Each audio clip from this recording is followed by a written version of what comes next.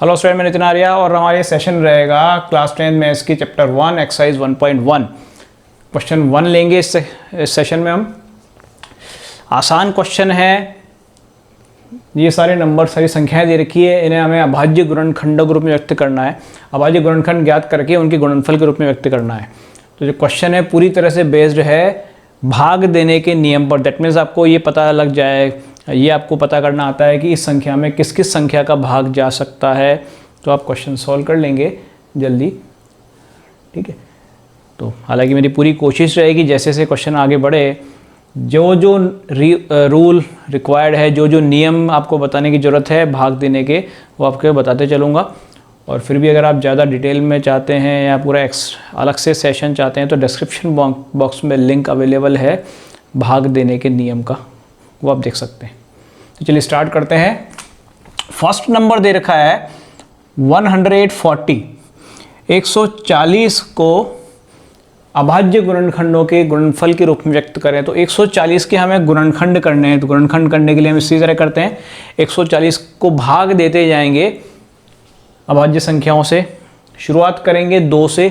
देखो उसमें इकाई अंक 0 है, दैट मीन्स सम है, तो 2 का भाग जाएगा। जिस संख्या का इकाई अंक सम होता है उसमें 2 का भाग जाता है।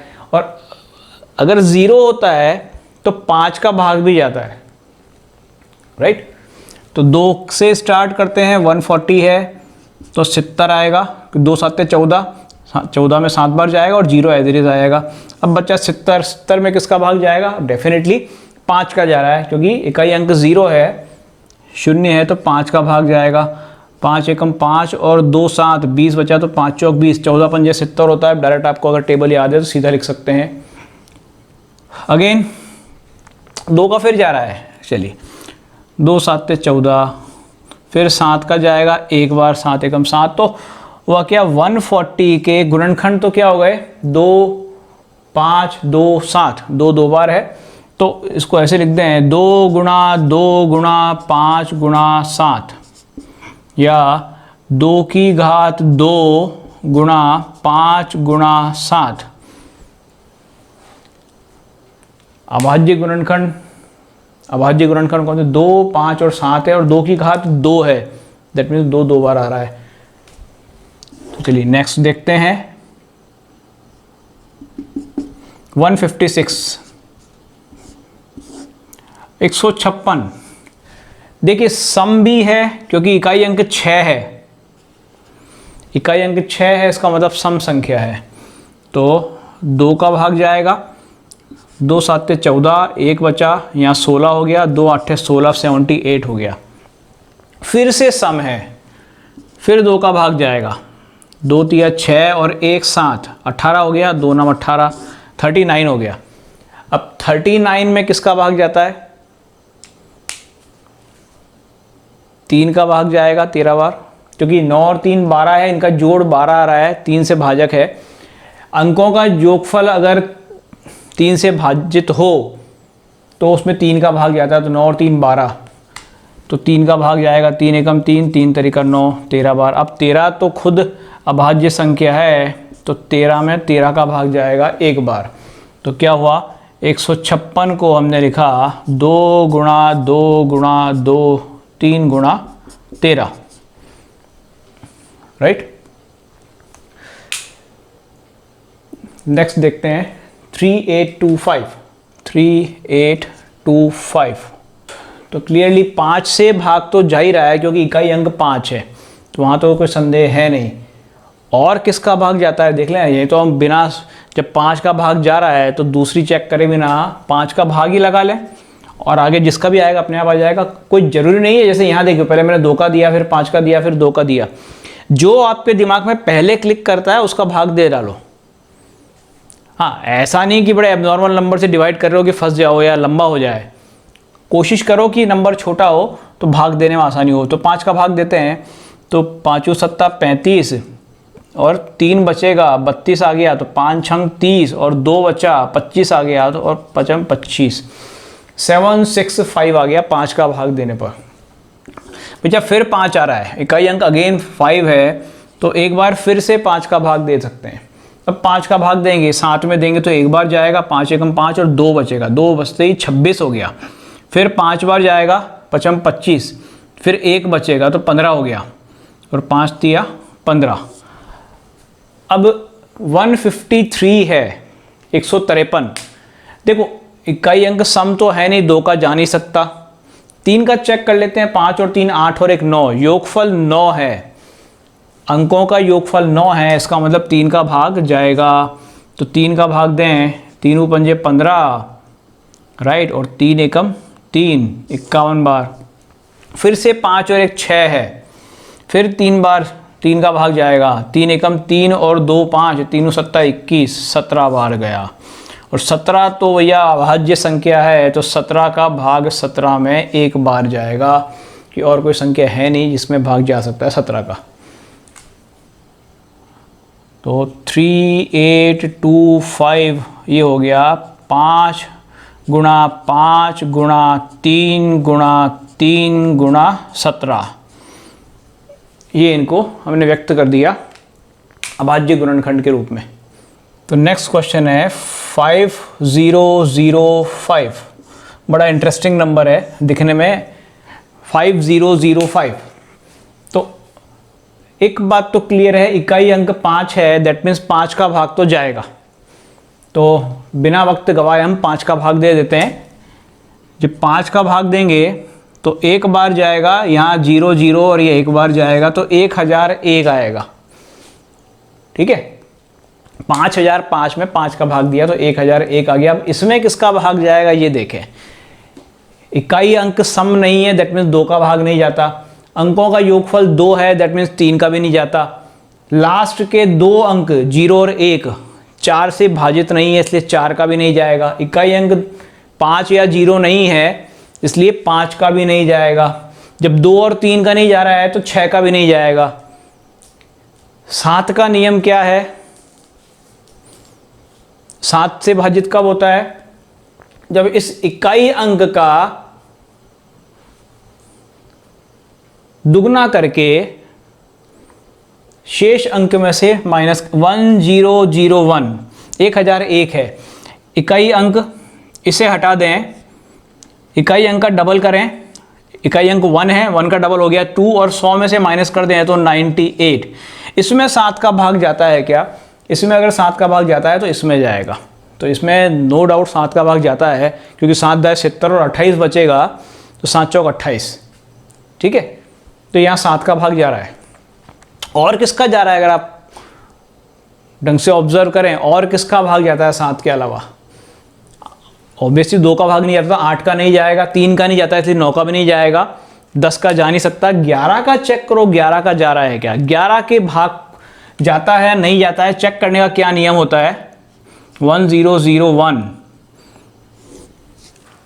सम स्थान पर और विषम स्थान पर, ये 2 तो विषम स्थान वाले अंक है और ये 2 सम वाले अंक है, इन दोनों का जोड़ और इन दोनों का जोड़ 1 + 0 और ये 1 + 0 या 0 + 1, इनका अंतर। इस अंतर में अगर 11 का भाग जाता है तो इस संख्या में 11 का भाग जाएगा। तो इन दोनों का सम बराबर है, दैट मीन्स अंतर 0 आएगा, और 0 में 11 का भाग जाता है, इसका मतलब 1001 में 11 का भाग भी जाएगा। और भी कुछ संख्या हो सकती है जिनका भाग जाएगा, चलिए देखते हैं। पहले तो यहाँ से शुरुआत करते हैं, क्योंकि जब 1 का भाग चले गया तो भाग देती संख्या छोटी हो जाएगी। तो मैंने चेक किया, बाकी आपको चेक करने की जरूरत नहीं है, जहां यस हो जाए वहां रुक जाओ, भाग दे डालो। तो 7 का भाग दिया हमने, राइट, 7 का भाग दे कितनी बार जाएगा, 10 में 7 एकम 7 और 3 बचेगा तो 30 हो गया, 7 चौक 28 और 2 बचा तो यहाँ 21 हो गया, और 7 या 21, 143 बचा। अब 143 में ले ली, देखो विषम पद 1 और 3 है, पहला और तीसरा पद का सम 4 है और दूसरा पद भी 4 है, इनका अंतर 4 - 4 0 आएगा, तो डेफिनेटली 11 का भाग इसमें जा रहा है। वैसे भी भाग देके देख सकते हैं आप नियम लगाए बिना, तो 11 एकम 11 और 3 14 33 बचा, और 11 तिया 33, फिर 13 आ गया। अब 13 क्या होगा, 13 भी कुछ नहीं हो सकता, क्योंकि 13 भी अभाज्य संख्या है, तो 13 में 13 का भाग एक ही बार जाएगा। तो अब देखो बड़ी अजीब संख्या है, 5005 के जो गुणनखंड होंगे वो 5 गुणा 7 गुणा 11 गुणा 13।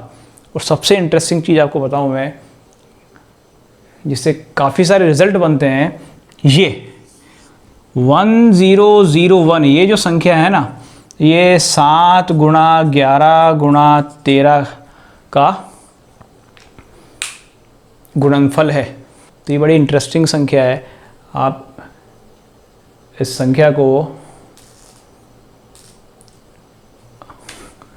102 से गुणा करना, 102 से गुणा करना इस संख्या को,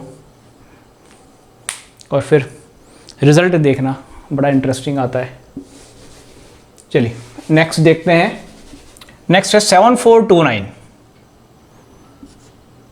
7429 तो 9 है, तो 2 का भाग नहीं जाएगा, 5 का भी नहीं जा रहा है क्योंकि 9 है, 0 और 5 नहीं है, 3 का, 9 और 2 11 और 4 15 और 7 22 है, 3 का भाग भी नहीं जा रहा है। इकाई अंक और दहाई अंक, ये दो लास्ट के 2 अंक है वो 29 है, जिसमें 4 का भाग नहीं जाता है, 4 का भी नहीं जा रहा है, तो 2 नहीं जाएगा, 3 नहीं जा रहा है, 4 नहीं जा रहा है, 5 भी नहीं जा रहा है, 2 और 3 का नहीं जाता है, इसलिए 6 का भाग भी नहीं जाएगा। 7 का भाग चेक कर लें, इसका डबल, अरे भाई 9 का डबल 18, इसमें से माइनस कर लें 742 में से, 742 में से 18 माइनस किया तो कितना हो गया, 724 हो गया।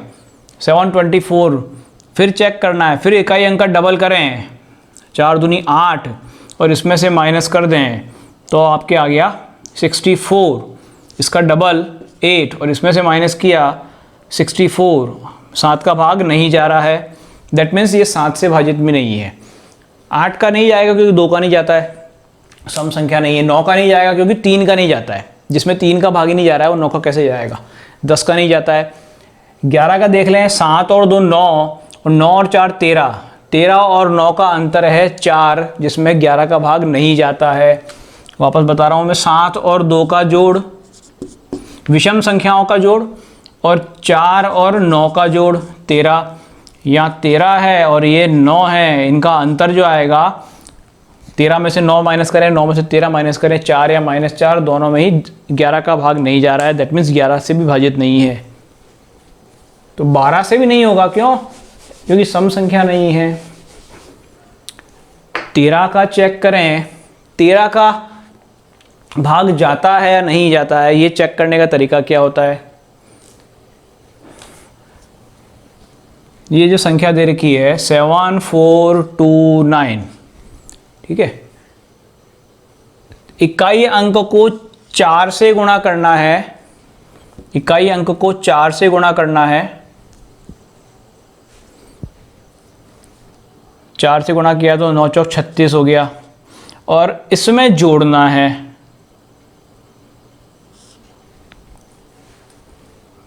चार से गुणा करके इसमें जोड़ना है, तो +36 हो गया, 7 7 और 8, 778 आ गया। अभी भी मशक्क़त करें 13 का चेक करने की, तो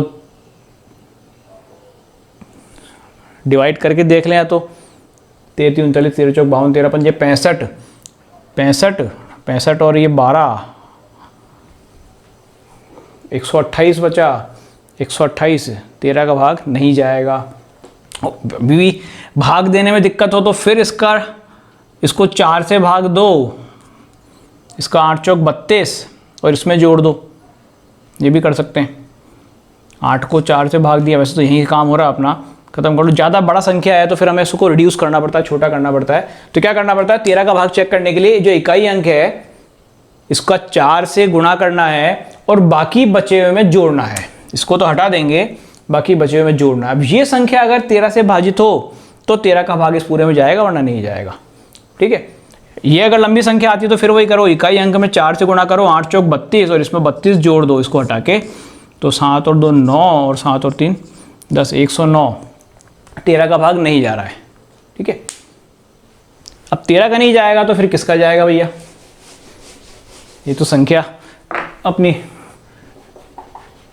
विचित्र स्थिति हो गई। 14 का नहीं जा सकता क्योंकि 7 का नहीं जा रहा, 2 का नहीं जाएगा, 7 का नहीं जाएगा, 14 का भी नहीं जा सकता। 15 का नहीं जा सकता, क्यों? क्योंकि 5 का नहीं जा रहा है।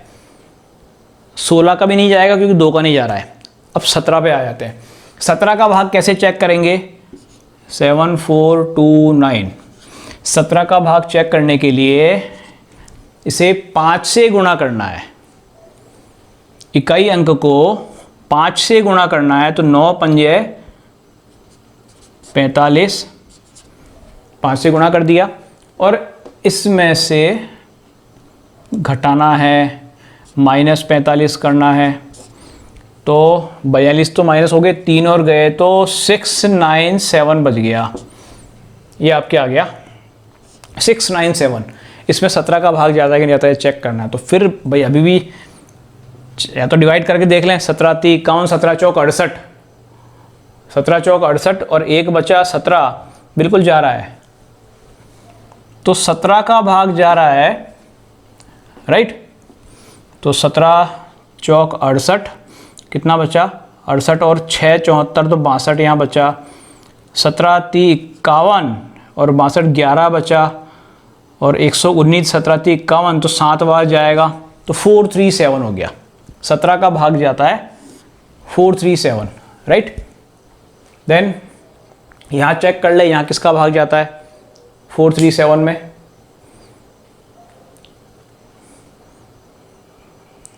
फिर से वही मशक्कत, सम संख्या नहीं है, 3 का भी नहीं जाएगा, 7 और 10 और 4 14, 3 का नहीं जा रहा है, 4 का नहीं जा रहा है, 5 का नहीं जा रहा है, 6 का नहीं जा रहा है, 7 का चेक कर लो, 7 6 42 और 1 43 17 नहीं जाएगा, 8 का नहीं जा रहा है, 9 का नहीं जा रहा है, 10 का नहीं जा रहा है, 11 का, 7 और 4 11 है, और यहाँ 3 है, माइनस करेंगे तो 8 आएगा।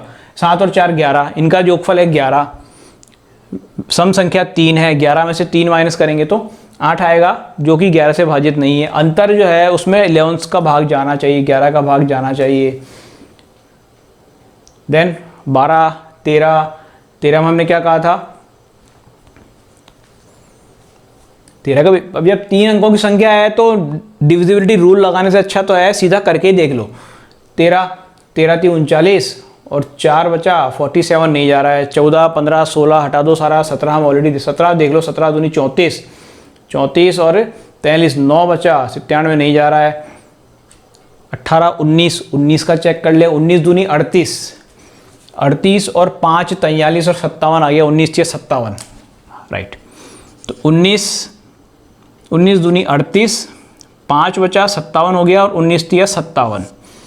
अब 23 है, तो 23 तो भैया अभाज्य संख्या ही है, तो 23 का भाग तो 23 में 23 का ही भाग जाएगा और किसी का जा नहीं सकता। तो अब देखो बड़ी अजीबोगरीब संख्या थी, तीनों संख्याएं थोड़ी कॉम्प्लिकेटेड है, 17 19 और 23।